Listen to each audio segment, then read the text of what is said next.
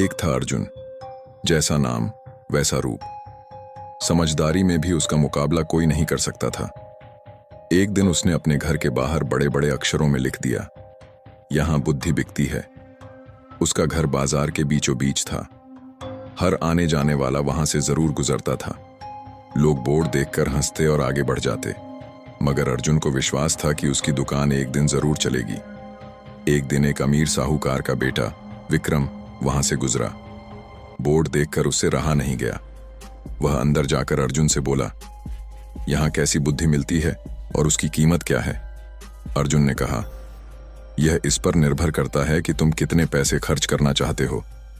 विक्रम ने जेब से 1 रुपया निकालकर पूछा, इस रुपए में कौन सी बुद्धि मिलेगी और कितनी? अर्जुन ने कहा, भाई, 1 रुपए की बुद्धि से तुम 1 लाख रुपए बचा सकते हो।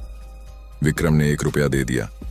बदले में अर्जुन ने कागज पर लिख कर दिया, जहां 2 लोग झगड़ रहे हों वहां खड़े रहना बेवकूफी है। विक्रम घर पहुंचा और अपने पिता को कागज दिखाया। कंजूस पिता रामलाल ने कागज पढ़ा तो गुस्से से आग बबूला हो गया। विक्रम को डांटते हुए वह अर्जुन की दुकान पहुंचा।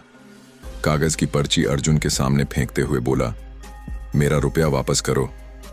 अर्जुन ने कहा, ठीक है, लौटा दूंगा, लेकिन शर्त यह है कि तुम्हारा बेटा मेरी सलाह पर कभी अमल नहीं करेगा। रामलाल ने वादा किया और अर्जुन ने रुपया लौटा दिया। उसी नगर के राजा की 2 रानियां थीं।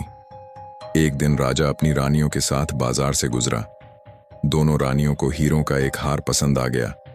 दोनों ने सोचा, महल पहुंचकर अपनी दासी को भेजकर हार मंगवा लेंगी। संयोग से दोनों दासियां एक ही समय पर हार लेने पहुंची।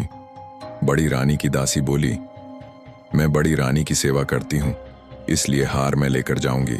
दूसरी ने कहा, पर राजा छोटी रानी को ज्यादा प्यार करते हैं, इसलिए हार पर मेरा हक है। विक्रम वहीं पास खड़ा था। दोनों दासियों ने उसे झगड़े का गवाह बना दिया। दासियों ने रानियों से और रानियों ने राजा से शिकायत की।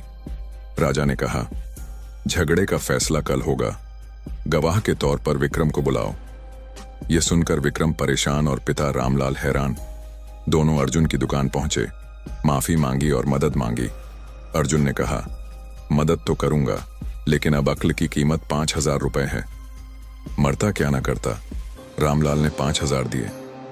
अर्जुन ने सलाह दी, गवाही के समय पागलपन का नाटक करो और दासियों के खिलाफ कुछ मत कहो। अगले दिन विक्रम दरबार में पहुंचा और पागलों जैसी हरकतें करने लगा। राजा ने उसे वापस भेज दिया और कहा, पागल की गवाही पर भरोसा नहीं कर सकते। गवाही के अभाव में राजा ने आदेश दिया, दोनों रानियां अपनी अपनी दासियों को सजा दें।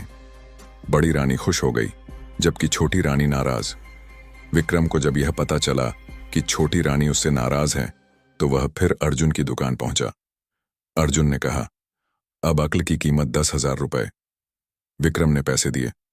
अर्जुन ने कहा, तुम वह हार खरीदकर छोटी रानी को भेंट कर दो। विक्रम सख्ते में आ गया। बोला, लेकिन हार की कीमत तो 1 लाख रुपए है। अर्जुन ने मुस्कुराते हुए कहा, कहा था ना, 1 रुपए की अक्ल से तुम 1 लाख रुपए बचा सकते हो।